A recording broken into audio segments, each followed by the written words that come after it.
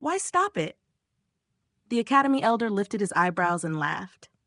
He lifted a finger and pointed it at Fang Yuan, who was far away, and said, "This young man has taken control of the entire situation, and his attacks are fully restrained. Look at the way he cuts at the neck. He only acts on the left or right side, but never cutting at the nape. This is because he knows that striking the neck sides can make a person faint on the spot. Meanwhile, attacking the area at the back of the head and neck could cause death, so he automatically abandoned that way of attacking. Look at all those youths on the ground. Which one of them is actually heavily injured? None. Even if they were badly hurt, so what? Are you saying that our academy's treatment, Gu Masters won't be able to cure this sort of traumatic wound?" "But, Sir Elder, that child is just too arrogant. He blocked the entrance. This is obviously not acknowledging our existence as guards." "Being ignored isn't the main problem, though. The important matter is how the clan will think of our academy. To actually allow a small petty C-grade student make a fuss in the academy and not stop it. If word goes out, we're afraid this might affect your reputation, Sir Elder." The guard squinted as he said this. In reality, is that because you all were disregarded by the boy, so your own dignity feels challenged?" The academy elder was not too happy. He sneered and shot a gaze as sharp as a sword edge at the guards. They all lowered their heads, all of them disagreeing. "What's wrong with fighting? As long as lives are not lost, it will stir up the competitive side of the students and temper their will to fight. To stop this kind of fight is to stifle the students' fighting passion. Was there no fighting in the past batches? Every batch had their own battles, and it happened very often. The only difference was that it usually happened in the latter half of the year, when the students had already mastered some means of fighting. With strength, they itched to fight, and at the same time it is an aggressive age. Why didn't you stop those people back then?" The academy elder questioned in a cold voice. "Maybe it was because the fights in the previous years were all single battles. There were rarely huge-scale fighting like this one, but this Fang Yuan is really good at creating a disturbance." The chief of the guards replied, "No, no, no." The academy elder shook his head. "That was because you all did not dare to stop it. Because after half a year, a Gu Master will have the ability to fight beyond a mortal's strength. And with your petty mortal bodies, how are you supposed to stop it? Right now, you all want to stop Fang Yuan. Perhaps it is because he just started cultivating, so he doesn't have enough power. It's also because you feel that he ignored your existence and offended your dignity. But you must all remember, these students all bear the surname of Guyo. They are my Guyu clan's clan members, your masters. Even if they are still of young age, no matter how weak, they are still your masters." The elder's tone had turned sharply. "Your surnames are not Guyo. What is your worth? Because of your loyalty, you were all given the position of guards, rewarding you with some sweet benefits. But in reality, you are still slaves, just slaves. A slave dare give preposterous opinions of their masters, caring about the matters of their masters?" The elder's face was dark like water. "This was not your subordinate's idea, not my meaning. I wouldn't dare. I wouldn't dare." The guards were ashen-faced as they kneeled down to the ground, spouting nonstop. The academy elder gave a cold snort and pointed at the chief guard, who had just called Fang Yuan a person good at creating disturbances. "You gave an outrageous comment on your master. You are relieved of your position." After a while, the elder said to the others, "After half a month, there will be a re-examination to determine the new chief." The other guards immediately had eyes that shone, their hearts pumping with enthusiasm. "The position of chief of the guard. Every month I'll be able to receive half a primeval stone more." To be able to become the chief is to become a man above men. Aside from the masters, I dare to see who else would show displeasure at me. If I became the chief, how cool that would be. All right, what are you all pestling here for? Get downstairs and wait for the battle to end, then sweep the field, the elder roared. Yes, yes, yes. Your subordinate takes his leave. The guards left in reverence and awe as they went down. One of the guards on the stairs lost his footing and fell down. Immediately, there was a series of sounds implicating a chain of people falling and knocking down. However, Under the Academy elders' power and influence, the guards reddened their faces and endured in suffering, not letting out a single noise. Humph. Those minions are just like dogs. Every once in a while, they'd get this itch to misbehave. You'd have to smack them so that they know fear and respect. Then just throw some small victories and bones to them, letting them fight amongst themselves like dogs, letting them compete amongst themselves to serve my clan with their life, to hold a stick in one hand and a carrot in another. This is the unique way of the upper echelons. As the Academy elder heard the quiet movements below, he sneered in his heart and turned his head, looking through the window and at the school gates. A fresh group of 10 or so students were on the ground at the entrance. Fang Yuan stood proudly, and there were 3 young girls back to back, huddling at a side opposite him. You better not come over. If you come over, we'll shoot you with the moonblade. In their hands were a layer of blue radiance. It seemed like they were compelled to the point they would actually mobilize their primeval essence and use the moonlight goo. Fang Yuan's body was still that of a normal 15-year-old boy, and if they attacked him with the moonblade, it would not do him any good. Yet he was not afraid. Instead, he sneered at them and walked step by step towards the girls. You girls have pretty big guts, huh? Have you forgotten the rules of the school? Inside the academy, fighting using goo is forbidden, or else the penalty will be expulsion. If you girls want to be expelled, then just do it. The young girls hesitated. Indeed, there is such a rule. The blue light in their hands faded away.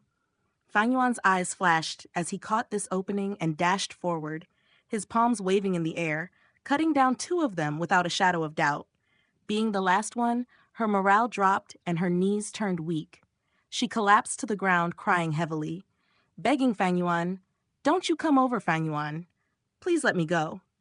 Fang Yuan stared down at the young girl with a condescending look, his cold voice sounding in her ears.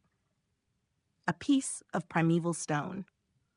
The girl's body fluttered, and she quickly opened her money pouch, realization taking hold of her. She took out 3 to 4 pieces of primeval stones and held them in her palm, stretching out her hand to Fang Yuan. "Don't hit me. I'll give them all to you. I'll give all my stones to you." Fang Yuan was expressionless as he slowly reached out with his right hand. He lifted his forefinger and thumb, gently pinching at a piece of primeval stone from the girl's hand. The young maiden could not stop trembling. Fang Yuan's hand had a youth's pale and slender form, but in her eyes his hand was horrifying like a ferocious claw of terror. "I've said it earlier. I will only take 1 piece of primeval stone."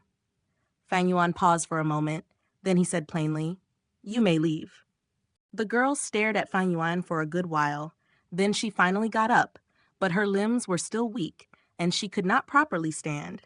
Her heart was already full of fear towards Fang Yuan, and she was afraid to the point that she could not muster a single breath of energy. When the academy elder saw this, he could not help but shake his head. One of his reasons to remain an observer was to borrow the chance to see each of the students' respective fighting talents. This girl who collapsed on the ground was only a C-grade talent, but with this kind of mentality, she could only become a logistics goo master. She would be able to be productive in the clan, but there was no expectation for her to be on the battlefield. As for this Fang Yuan, the academy elder rubbed his chin, his eyes squinting with a flash of light. He felt that Fang Yuan was very interesting. Not only did Fang Yuan possess fighting talent, he even had a sense of propriety. To just extort for a piece of primeval stone was not beyond the bounds in the elder's heart.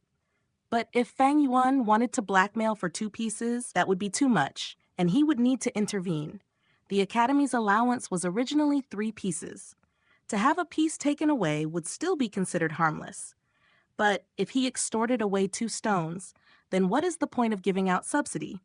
He might as well just give everything to Fang Yuan. Very quickly, the last group of students arrived. There were only 5 people, and among them was Fang Yuan's twin younger brother. "Brother, how could you be like this? You are too bold to actually beat up your classmates at the gates and take away their primeval stones." Gu Yue Fang Zhang was wide-eyed as he looked at the scene. He could not believe what he was seeing before him. I advise you to quickly go to the Academy Elder and take the initiative to admit your mistake, or else with you making such a huge matter, it's not a joke. You might actually get expelled. Fang Yuan laughed and said, "You're right." Fang Zheng heaved a relieved sigh. Seeing that his older brother hadn't gone insane and could still be persuaded, that was good. But very quickly he heard Fang Yuan say again, "Every one of you, a piece of primeval stone."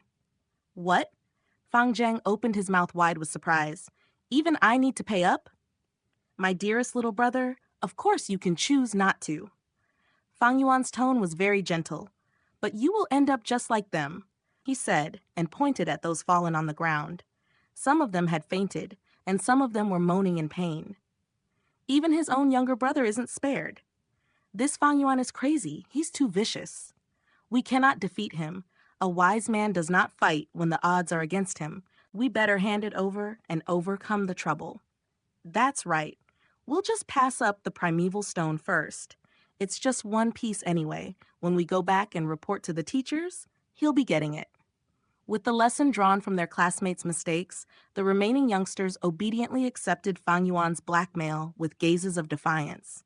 Hold up. Just as they were about to leave, Fang Yuan shouted at them to halt. Fang Yuan, are you actually going to go back on your word? The youths started to become nervous. Fang Yuan faced the teenagers on the ground, gently sighing. Do you guys really think that I would squat down and search through their bodies one by one? The youths stared blankly. Then they were hit by realization one by one. Each of them turned red in the face and stood at the spot hesitatingly. Fang Yuan stared at them, narrowing his eyes. There was a flash of cold light in his gaze. Immediately, the 5 youngsters felt their heart beating fast, their scalps going numb at the same time. All right, Fang Yuan, we understand your meaning. We'll just help you this once.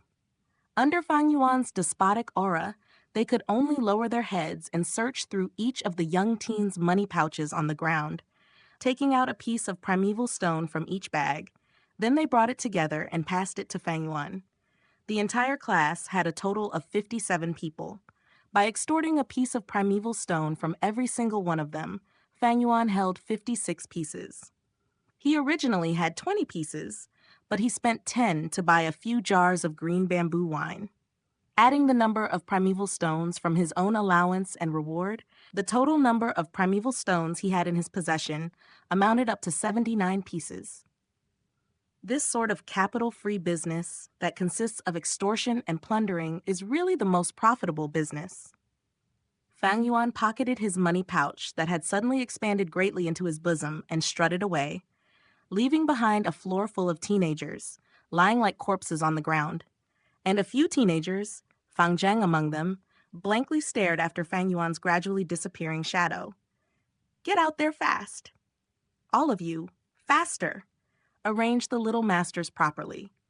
The treatment goo master, where is he? Ask him to come over fast. The guards were yelling as they all rushed forward, falling over each other in their eagerness to present themselves. They willingly gave their all for the small position of being the chief guard.